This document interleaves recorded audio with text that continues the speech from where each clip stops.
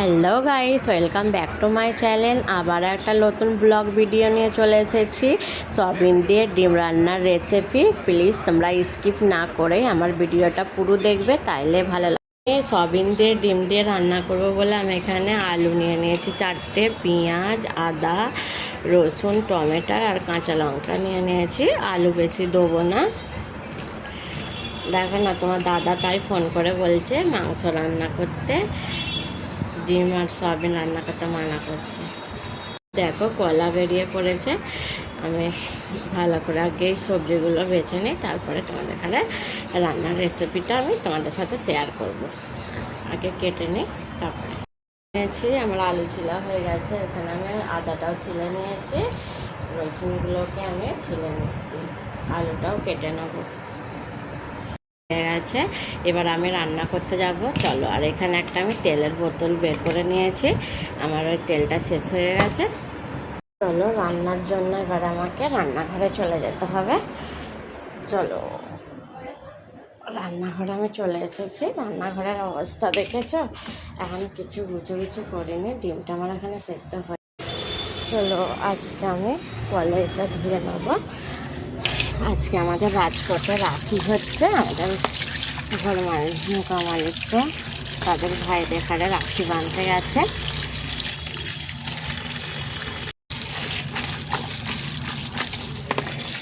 আমার কুমড়ো গাছটা দেখো কত ভালো হচ্ছে। আমার দেখো এখানে ধোয়া হয়ে গেছে।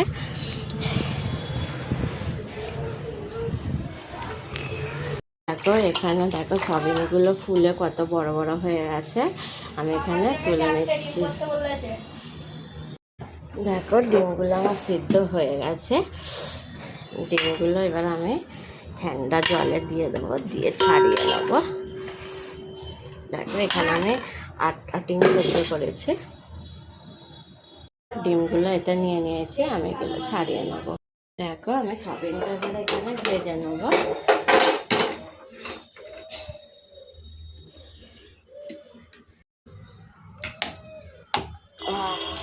তেল পড়ে গেল। দেখো এতে একটু তেল দেবো, কারণ সয়াবিনের তেল টেনে নেবে বেশি দিলে।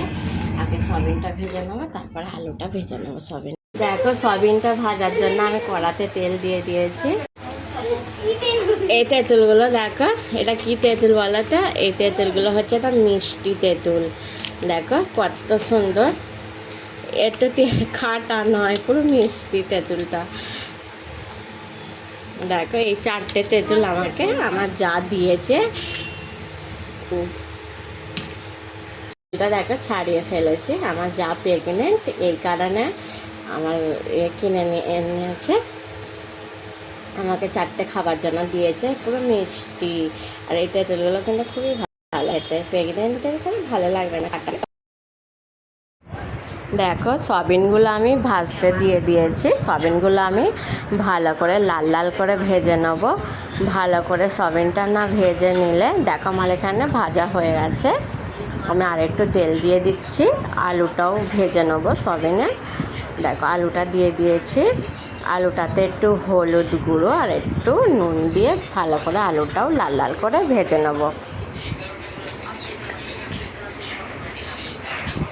দেখো আমি এদিকে ভাতের চালটাও ধুয়ে নেব।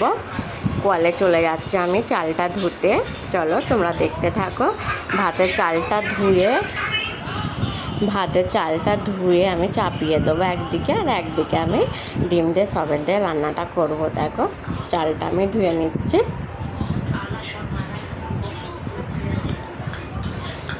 দেখো আমার এখানে আলুটা ভাজা হয়ে গেছে, আলুটা আমি তুলে নিচ্ছি। আর একটু তেল দিয়ে দিয়েছি, ডিমগুলোকেও আমি ভেজে নেব।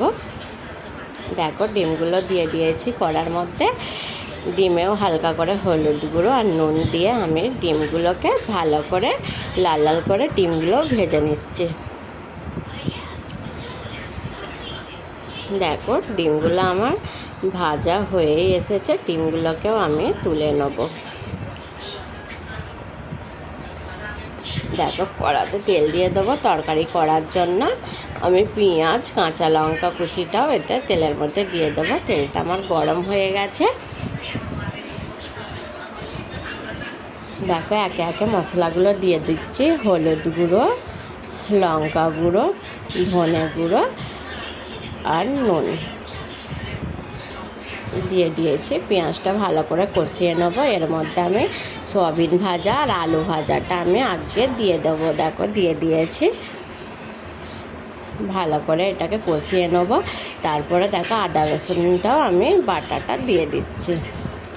আদা রসুন এটা পুলিয়ে একটু জলটাও দিয়ে দিয়েছি। দেখো ভালো করে এটা আমি কষিয়ে নেবো। কষিয়ে নেওয়ার পরে গরম মশলাটা আমি এর মধ্যে দিয়ে দেবো।